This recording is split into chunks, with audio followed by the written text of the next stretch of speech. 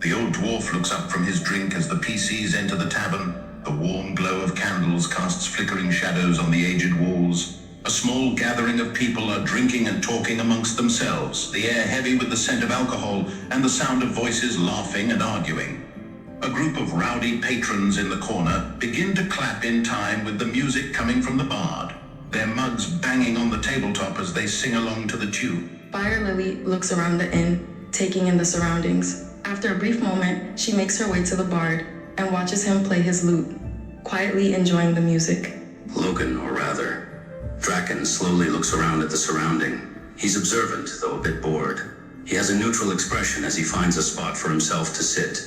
He keeps to himself but observes the many men and women who are there. He looks to the elderly human bard playing the lute, and he feels the music was just some background annoyance to him.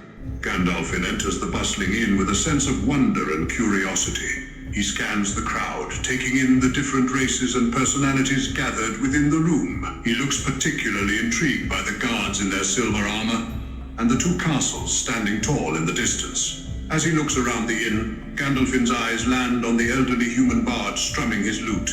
He takes a seat nearby, enjoying the music and observing the people around him. Grimly, the stoic tank enters the inn with a determined stride, his eyes scanning the room for any potential threats or allies. The Prince of the Mountain of Eternal Forges looks around, taking in the bustling crowd and the guards stationed at the tunnel entrances. A gathering of people and a bard to boot. It seems like the perfect place to start our adventure. Kaz looked around carefully and quietly, taking note of the various people, but more importantly, how they behaved and what they drank, smoked, or ate. She was dressed in all black, from her vest and cloak to her boots, keeping her face hidden by the large hood covering her head. The only thing she didn't really cover was her left hand, where a small silver spider tattoo could be seen. For now, she decided to take a seat somewhat away from the main crowd, but not too far back. As I step into the inn, my robotic eyes dart around the room, quickly assessing my surroundings. I take note of the crowd of humans, dwarves, and elves, some laughing and talking amongst themselves while sipping on their drinks. My eyes then move towards the guards in silver armor standing stoically at different entrances, watching the crowd intently. The two castles in the distance catch my attention, their imposing structures towering over the rest of the city. I turn my attention back to the inn as I step further inside, taking in the lively atmosphere.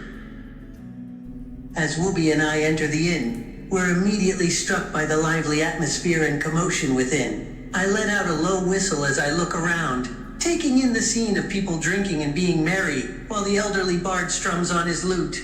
A smile tugs at the corner of my lips as I feel a sense of excitement building inside me. It's clear that something interesting is going on here, and I can't help but wonder what kind of job offer we've been summoned for. Vegetos scans the room as he enters, taking in the sights and sounds of the city. Seeing the guards in their silver armor, he smirks and crosses his arms. A city of humans, dwarves, and elves. How mundane. He glances over at the bard strumming his instrument, and this music is so irritating. I see some new faces entering, faces I've not yet seen around the city. He begins to sing, his voice taking on a bardic and grandiose air. Welcome to Slythnar, the jewel of the northwest, where the mead flows yellow and gold flows from many a quest. I am Curian Delthorn, captain of the guard of Slythnar city. My past is a dark and torrid one, as I was exiled from the drow city of Lothlin for killing my own father, a dark wizard known as Viscyren. Yes, please introduce yourselves to me, so that I may know who I am dealing with. Before that, however, I want to make it clear that this quest will not be an easy one. There will be dangers and challenges along the way, but if you are up for the task, I am willing to offer a generous reward.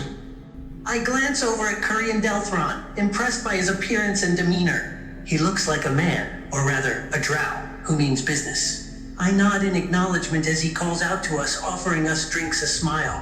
When he introduces himself and tells us his name, I can't help but feel a mix of excitement and trepidation. Danger and gold, eh? I say with a smile. Sounds like my kind of gig, man. I introduce myself as Fernie, High Elf Druid. I nod my head at Curian in recognition of his presence.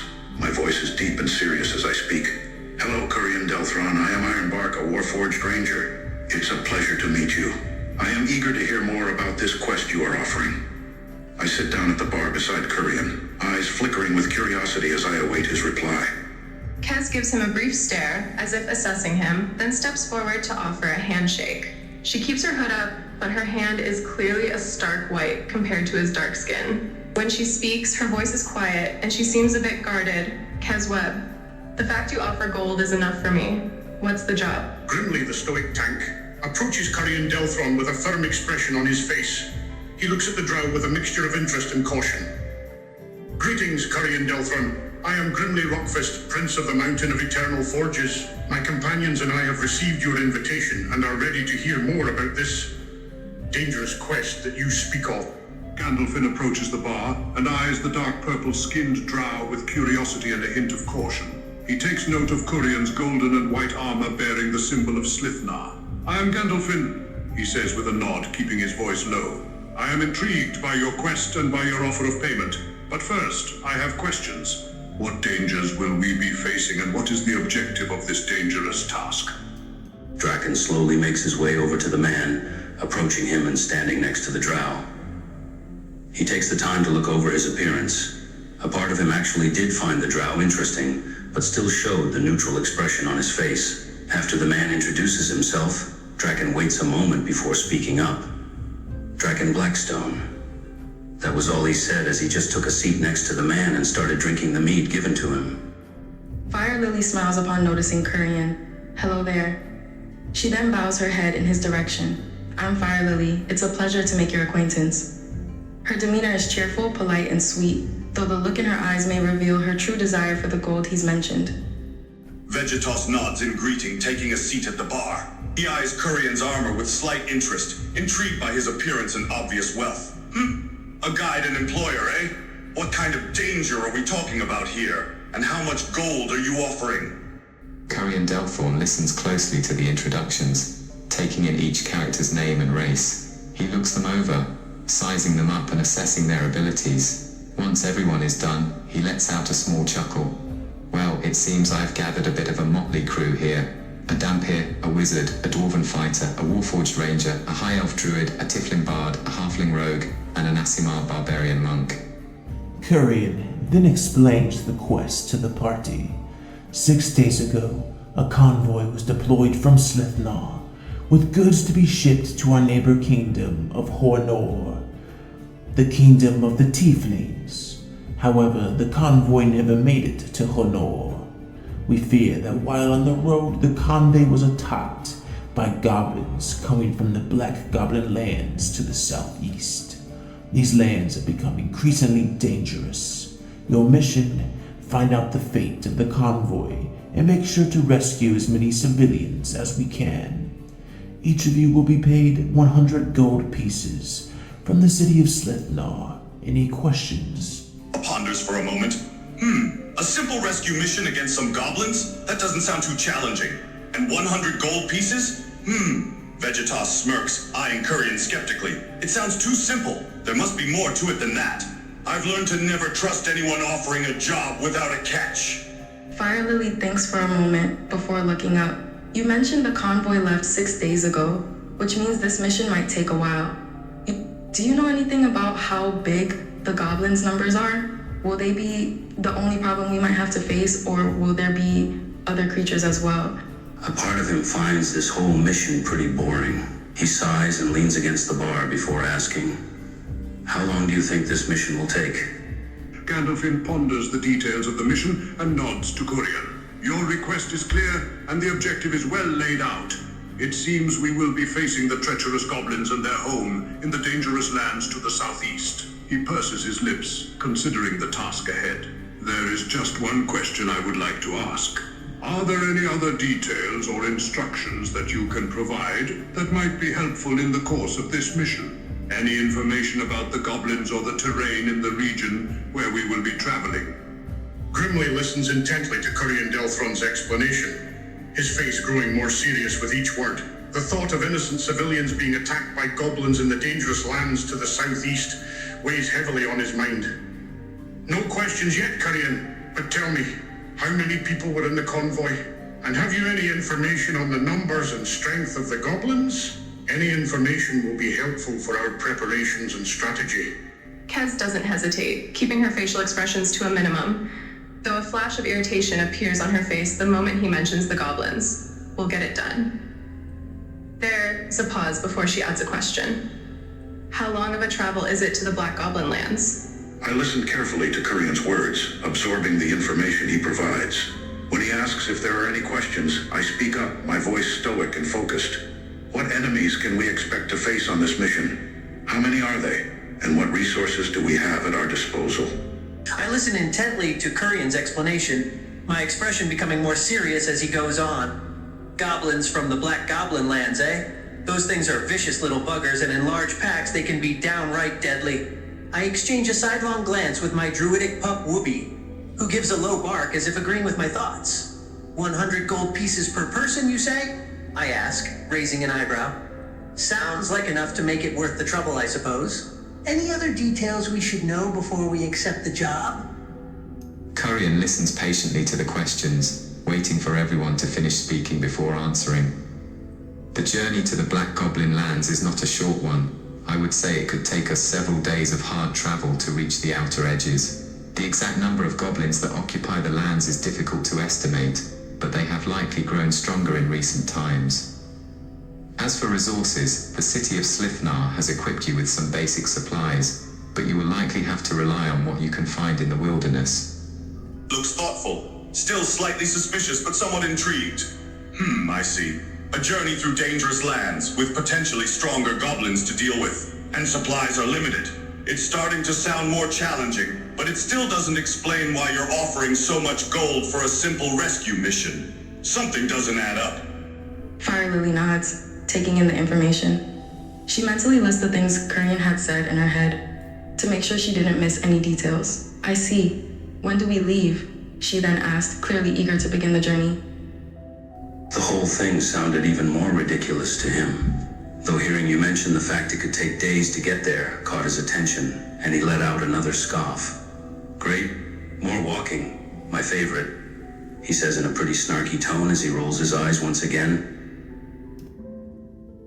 Now that the party of 8, and 9 including Kurian Delthorn, is introduced and agrees to set off, the party sets out for the road with one donkey and their food of carriage with supplies for the trip.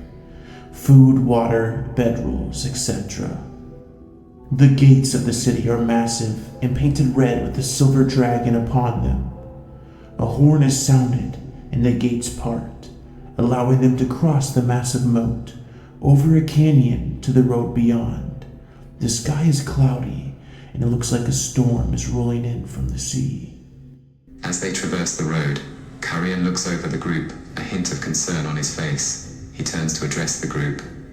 Now that we are on the road, I must ask, have any of you faced goblins or hobgoblins before? Vegetas looks up at the ominous clouds rolling in. I've dealt with goblins before. They're weak, small, and weak-minded. Not a real threat, if you ask me. He glances over at the other party members, waiting for their responses. Fire Lily had never hunted goblins, let alone other creatures for that matter. She was pretty much new to this whole adventuring thing, but she wouldn't mention it to Kurian or the other party members. Nope, she said simply. Have you hunted goblins before, Kurian?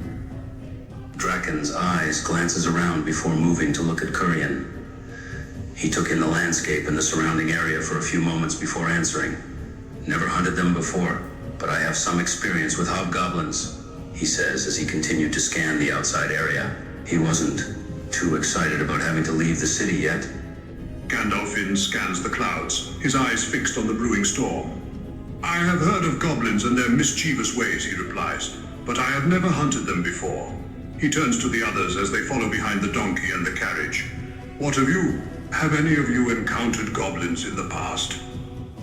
Grimly furrows his brow as he looks up at the darkening sky, the wind beginning to pick up speed. Aye, I've dealt with my fair share of goblins and hobgoblins. Nasty little buggers, but nothing a good axe can't fix, he says, patting his axe affectionately. He glances at his companions, curious if they have any experience in goblin hunting. As I walk beside Kurian, the weight of the journey ahead hangs heavily on me. I have some experience with goblins before, but nothing quite like this. This time, we'll be on our own, deep in the heart of the Black Goblin lands, with only our skills and equipment to rely on. I watch as the massive gates open before us, revealing the road beyond. The sky is darkening with the approach of a storm, adding an ominous touch to the beginning of our journey. I turn to Kurian. I've tangled with a few goblins in my time, but never in these numbers. As we travel along the road, I listen to Kurian's question. I speak up, my voice steady and measured. Yes, I have encountered goblins before. They are cowardly and barbaric creatures, and they use many underhanded tricks to gain an advantage in battle. My eyes glance up at the sky, taking note of the cloud cover and the approaching storm. My senses are heightened, ready for anything that might come our way. The party continues up the main road of the Slythnar capital lands for half a day, choosing their marching order. They have Ironbark, the Warforged, in front. So far, there are no disturbances, and the party passes one simple traveling merchant. Gilded lampposts line the road, with magical orange light glowing from within. In the distance, the party can see where the earth starts to turn dark, almost black in color, and the trees just as dark and black begin to loom in the near distance. As we continue our march towards the Black Goblin lands, I stay vigilant, my eyes scanning the surroundings for any signs of danger. I take note of the traveling merchant as we pass by, my eyes flickering towards them briefly before returning to the road ahead. The sight of the dark, almost black earth in the distance, and the black trees that stand tall like ominous figures in the near distance, cause a sense of unease to settle over me. I fall into step near the front of our marching order, ready to take the lead in case of any trouble. Kez took to trailing near the very end of the group, her eyes constantly scanning the surroundings as she kept her hood up and kept quiet. Though despite her being the most quiet on the trip, there was a certain tense determination on her face. Grimly walked alongside Vegetus, his axe clenched tightly in his hand. He glanced around at the surrounding forest, his eyes sharp for any signs of movement. He turned to Vegetus, speaking in a quiet tone. "Keep your eyes peeled, my friend. Goblins have a knack for ambush attacks. We don't want to be caught off guard out here." Gandalfin walked alongside Draken, his eyes scanning the rugged terrain and the gathering storm clouds in the sky above. The air was thick with humidity and the scent of rain, while the road was rough and uneven underfoot. He glances at Draken and mutters under his breath, "The storm looks serious. We should find shelter soon." He continues to walk alongside Gandalfin, staying in a pretty neutral and focused stance. He kept his attention all around them for any sign of an attack. He was being observant for signs of potential threats and trying to avoid a goblin ambush. Fire Lily walks close to Draken and Gandalfin at the back of the group, letting the others lead and survey the area. She didn't have any way to protect herself other than a dagger and her spells, so she didn't dare venture to the front of the group. Her head was on a swivel, looking around and trying to mentally map out the area they were walking. Vegetos walks alongside Grimly and Ironbark, surveying the surroundings carefully. This road is quiet. Too quiet. I don't like it. There should be more traffic on a main road like this. Be on your guard. I walk just behind Ironbark, Wooby trotting along beside me. His keen senses are taking in the details of the surroundings. The glowing orange light of the lamps, the merchant we pass by, and most of all, those ominous dark trees in the distance. I take in a deep breath, inhaling the crisp air of the countryside, and let out a long sigh. "Here we go, Wooby," I murmur to my pup, giving him a pat on the head. "Looks like we're about to cross into goblin territory." The party soon finds themselves at a crossroads on the road, with a massive tree has fallen in the road, blocking all paths. The bark looks ancient, and it almost seems as if this tree has been laid across the road to block the paths of travelers. At this exact moment, several creatures waiting in ambush begin to make their stealth rolls as a battle is about to commence. 9 horrific needle blights pull their bark and wooden bodies from the tree, and they make surprise attacks against the party now. Needle Blight 1 attacks Kurian Delthorn. It's a hit. Kurian takes 8 piercing damage. Needle Blight 2 attacks Draken Blackstone. The attack is a miss. Needle Blight 3 attacks Vegetos. Attack is a hit. Vegetos takes 7 piercing damage. Needleblight 4 attacks Fire Villi. It's a miss. Needleblight 5 attacks Fernie. Attack hit. Damage 6 piercing damage. Needleblight 6 attacks Kez Web. Attack is a miss. Needleblight 7 attacks Ironbark. Attack hit.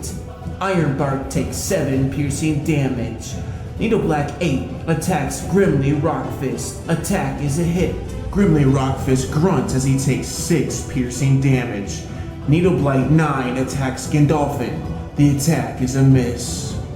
Draken is a bit surprised by the Needleblight's sudden attack, but he quickly gets over that surprise. His eyes narrow as he looks over the blights while pulling out the battle axe he had. He quickly charges at the blights. Swinging at one of them, he grabs the d20 and rolls it. He looks at the result and then up. 18, 8 damage. Carian quickly assesses the situation, analyzing the battlefield and the positions of the Needleblights. He takes note of the damage being dealt to his companions and decides that it is his duty to protect them.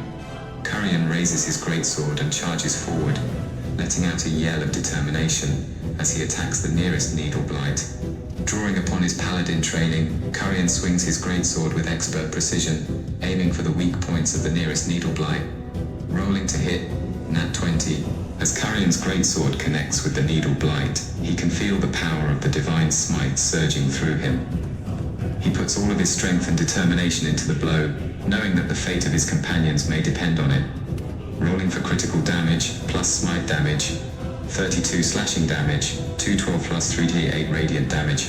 Carian lets out a satisfied grunt as the Needleblight is destroyed by his attack. He looks around, assessing the battlefield once more, looking for the next threat to take down. Gandalfin takes a deep breath, focusing his mind. As he faces the 8 remaining Needleblights, he decides on a course of action. With a swift gesture, he casts the spell Magic Missile, sending a barrage of energy missiles flying toward the nearest 2 blights. Gandalfin decides to use all 3 missiles against the same blight, aiming to take out the creature more quickly. He concentrates his magical energy into a tight bolt of force, launching it at the nearest blight. He rolls 3d for first roll, 4 second roll, 2 third roll, 3 magic missile, total damage 9. Vegetos grins, his eyes narrowing with determination. As the Needleblights advance, he steps forward, his scimitar flashing in the darkness. Very well then, foul creatures, stand against the might of a Saiyan prince. He calls upon his ancestral powers, entering a state of fierce warrior focus and drawing upon his Aasimar heritage for additional power. He charges at the nearest blight, his scimitar raised. Vegetos rolls a 19 for attack. Vegetos rolls 8 for damage. Sounds good to me. I take a deep breath and begin the process of transforming into a wolf. As the magic takes hold, I feel my body morph and change, and suddenly I'm standing on all fours as a large gray wolf. With a fierce howl, I charge towards the nearest Needleblight and lunge forward with my powerful jaws, sinking my teeth into the blight. Sure, I'll roll to hit. Rolls. And my attack roll is a 12. Plus the bite attack modifier, that's a 14 to hit. Alright, let's roll for damage. Rolls. The bite attack does 7 points of piercing damage. Ironbark grits his teeth as the Needleblights attack, each strike sending a jolt of pain through him. He retaliates, taking aim with his warhammer and launching a powerful attack at the nearest Needleblight. Ironbark lifts his warhammer and swinging it towards the nearest Needleblight, the heavy weapon connecting with the creature. Attack roll 17. The impact of the blow causes the Needleblight to stagger back, its slender body crumpling as the force of the attack takes its toll. Damage roll 10 bludgeoning. As the Needleblight falls dead, Ironbark moves on to his next target, ready to take on whatever comes next. Fire Lily grits her teeth, trying to think of a way to help. Her eyes land upon Gandalfin and Draken. I could try to enchant their weapons with the effects of heroism. Maybe that could give us a better chance, she mutters to herself. Fire Lily holds up her lute and begins strumming a few chords, the magical weave of music and words forming together to enchant Draken and Gandalfin's weapons, with the effect of the spell Heroism. Cass takes a breath in an attempt to stabilize herself, but her hands are still shaking a little as she shifts her weight from one foot to the other, and eyes darting between the blight in front of her to the fighting around her. She makes another attack against the blight in front of her rapier attack, 15 plus 5, 20. Kez's eyes widen a bit when her attack hits, but she still keeps herself focused. She quickly makes the sneak attack roll, which hits as well. Rapier, 4x3-7, sneak attack, 2d6-5. Total damage, 12. Kez watches with a hint of satisfaction as the blight falls, making sure it doesn't get up before her eyes shift to the next target. Grimly grimaces, frustrated that he's in the back of the initiative order. But he's been in worse situations before and will make do. Without a moment's hesitation, Grimly charges straight at the nearest needle blight, axe held high. Take this, you blasted creature! Grimly attacks the needle blight with full force, aiming to cut through its gnarled form. Grimly swings his battle axe with all his might. Strength attack roll, 18. Grimly's battle axe connects squarely with the needle blight, slicing through its bark-like skin. Damage roll, 10 bludgeoning damage. Grimly grins, pleased with the dent he's made in their attackers. That's one down. Let's take out the rest of these blasted things. The dwarf warrior lunges forward, ready to hack and slash his way through the remaining needle blights. Once again, it's the needle blight's turn. There's 5 needle blights still left in the combat. Needle blight 1 attacks Curry and Delthorn again. Attack is a hit. 8 piercing damage to Curry and Delthorn. Needle blight 3 attacks Vegetos again. Attack is a miss. Needle blight 5 attacks Fernie again. Attack, hit. Damage, 6 piercing damage. Needle blight 7 attacks Ironbark. Attack, miss. Needle blight 5 attacks Grimly Rockfist. Attack, hit. 6 piercing damage.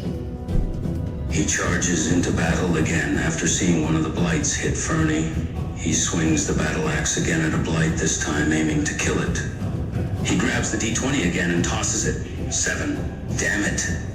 He muttered under his breath as he tried to hit one of the blights again. He thinks for a moment before nodding and aiming the pistol at one of the blight. He pulls the trigger and fires the pistol at the blight. He grabs the d20 again and tosses it. 19. He rolls the d6 and adds it to the damage. 9. So 15 points of damage total. Draken is a bit surprised to see the blight burst into flames, but he doesn't really have time to think about it as another blight attacks.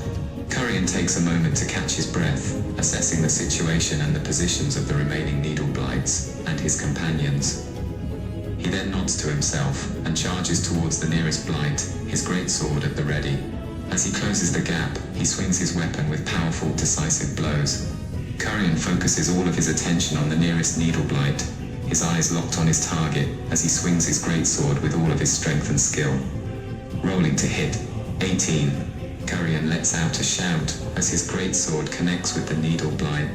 He pours his power into the blow, the divine smite adding a holy energy to his attack. Rolling for damage plus smite damage, 22 slashing damage, 2d12 plus 4 plus 3d8 radiant damage. Curian lets out a sigh of relief as the needle blight succumbs to the power of the divine smite, its body engulfed in holy fire. Only 3 more left. He looks around the battlefield, keeping his guard up and bracing for the attacks from the remaining enemies.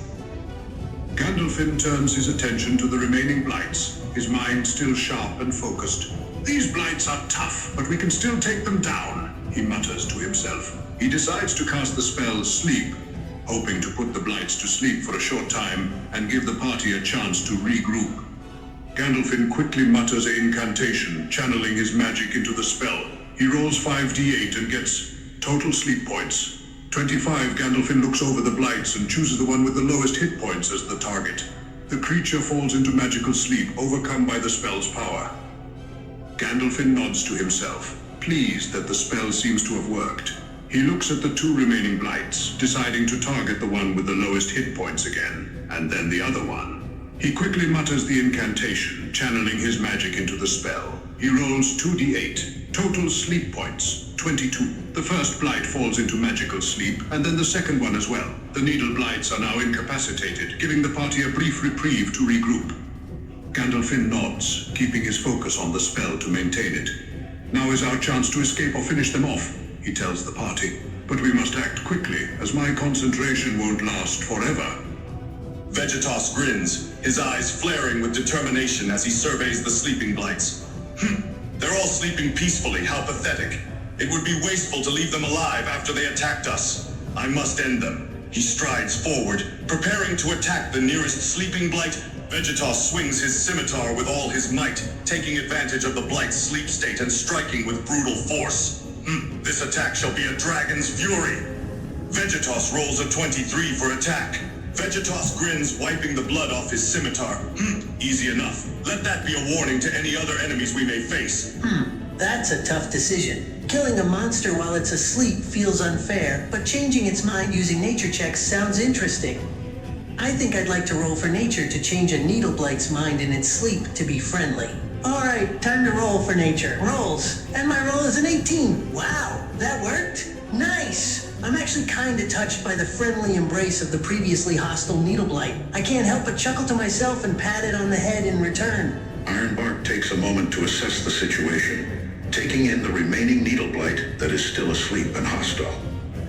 Seeing that the others have already taken down most of the needle blights, he decides that he doesn't want to risk the remaining one waking up and becoming a threat.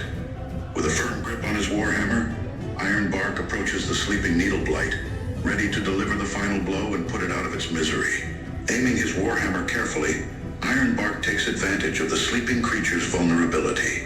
His muscles tense, he swings the weapon with all his might. Attack roll with advantage. 23. The blow connects with the needle blight, ending its life. Fire Lily lets out a sigh of relief as the needle blights were dead or friendly for the ones that surrendered. She put her loot away and wiped her forehead, clearly exhausted, though trying not to show it.